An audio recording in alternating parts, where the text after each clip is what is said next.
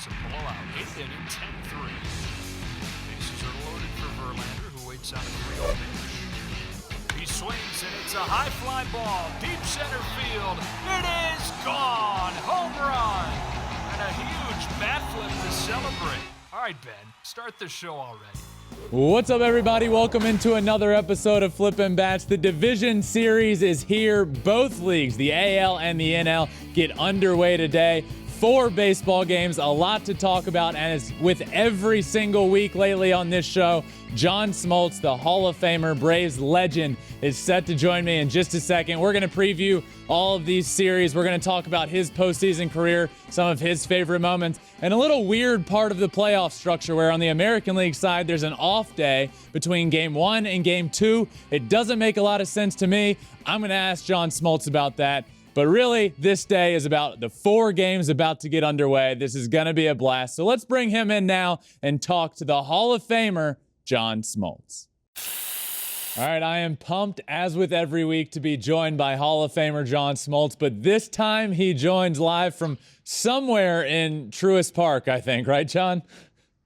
Yeah, the only place where we could possibly hear each other talk.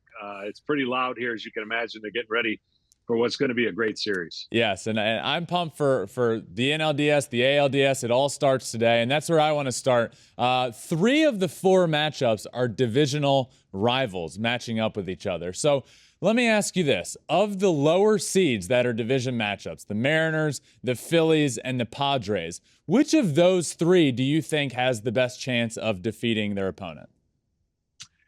Well, I would say the narrative of defeating their opponent is one thing on the field, but the one team that has the biggest to gain is the Padres. They have been manhandled by the Dodgers. The Dodgers have had a historic season. I think the Dodgers have so much pressure on them that I think the Padres, if they keep playing the way they're playing of late, they believe that this is an opportunity, that the series doesn't mean anything in the regular season. The dominance doesn't mean anything. Shoot, there were 20-some games out of first place that all could get erased with 3 victories.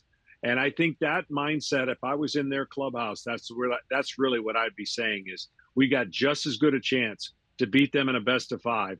Maybe not in 162 as they proved. But I think that that mindset of the Padres has to go in feeling great about beating the Mets in a 3-game series on the road.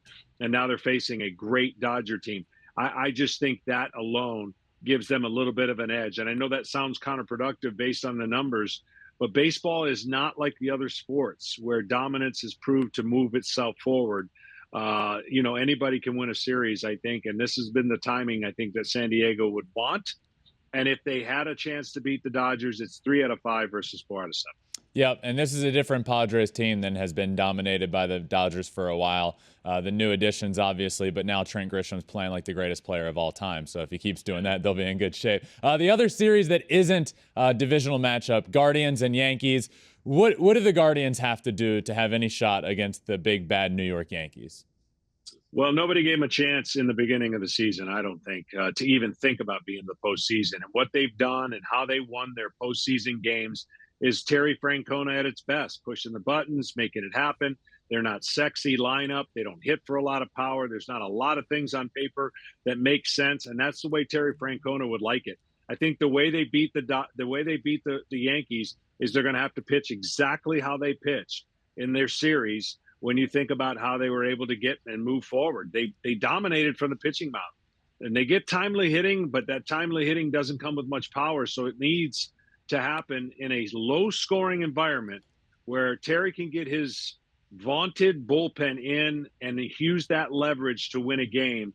And I think it's a scary series for the Yankees only because even though the Guardians do not have the opportunity to go number 1, number 2 to start, those number 1 and number 2 are going to come at the back end. So if they could, like most of these series, if the road team gets a split, it kind of resets the rotation for those teams who already had to expend kind of 2 of their starters.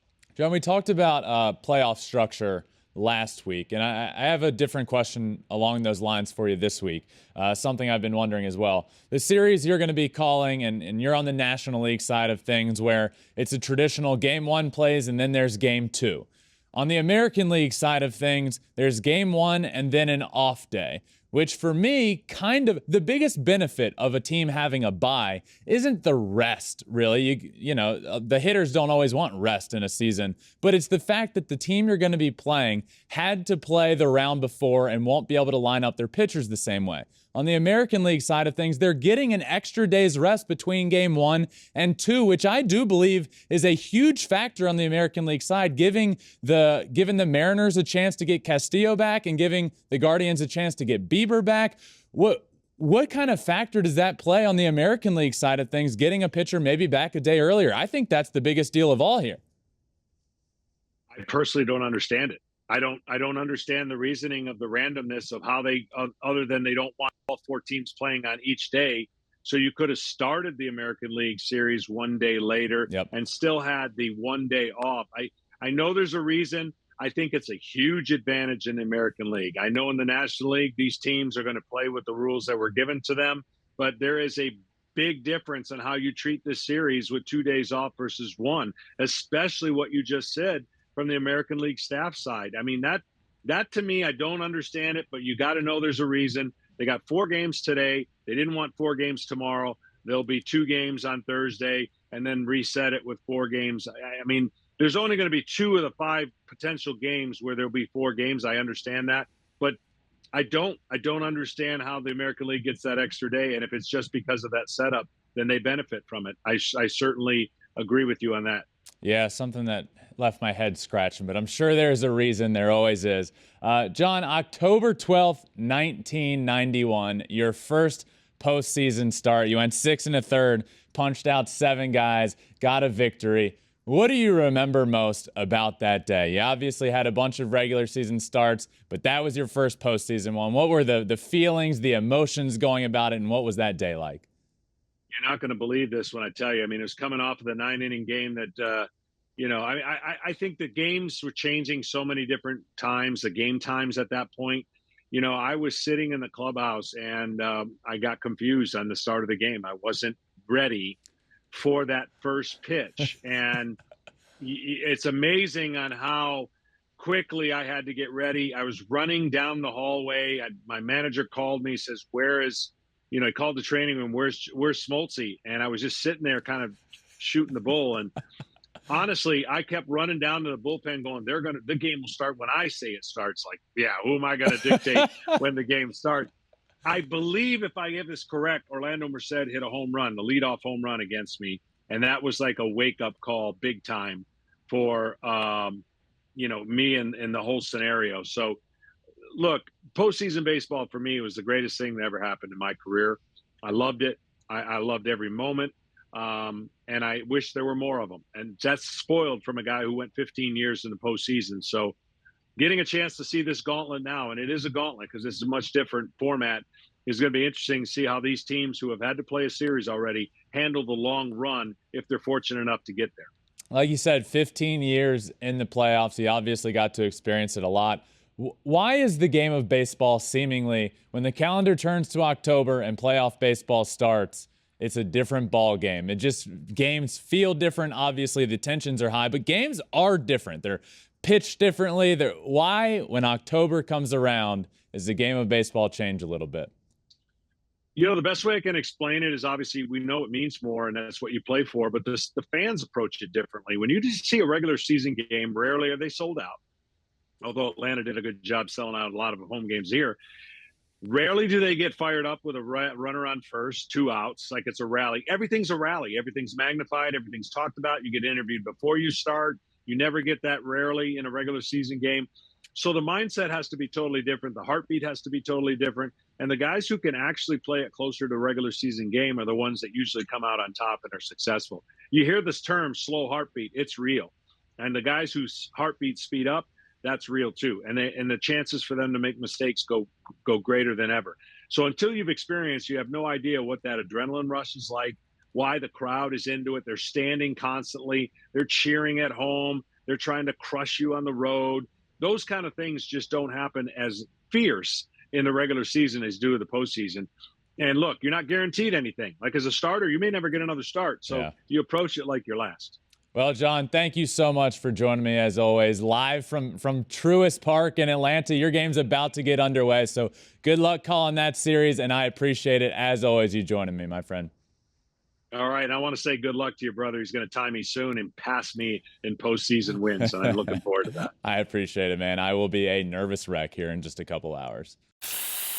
All right, thanks again to John Smoltz for joining me. Always cool to have him on, but really cool that he's doing it now live from Truist Park where his game's about to begin. So that's cool that he was able to still hop on today. And I hope you all enjoyed it as well because he is a legend. But when you think John Smoltz, you think postseason baseball. 15 years in the postseason, as he said. So to be able to talk to him today as we lead up to it is really cool. And as he said, you know, it's cool to talk to him about previewing the games, but he makes a good point about the Padres and the Dodgers. Yes, the Dodgers have owned the Padres for years now in the regular season, but this is different. It is postseason baseball. The Padres just need to win 3. The Dodgers just need to win 3. Clean slate, and these 4 series all have a clean slate. So I am so pumped to get underway. I hope you all enjoyed this episode. John Smoltz joining me as usual. Make sure you subscribe wherever you listen to your podcast, Apple or Spotify, wherever it may be. Hit that subscribe or follow button.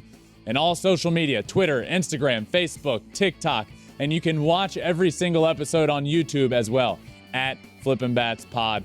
Guys, after all the games today, 4 games today, Flippin Bats will be going live, myself and Alex Curry. It's going to be a blast tonight. A lot going on. My brother is pitching against the Seattle Mariners. A lot of big things happening today. It's going to be a blast, but tune in tonight. Right when all the games end, we will be live on MLB on Fox, and then it'll drop later on Flippin Bats Pod. Make sure you check that out. I appreciate you all for listening. I hope you enjoyed it as much as I did, and I will see you later for another episode of Flippin Bats. Enjoy the playoffs. Peace.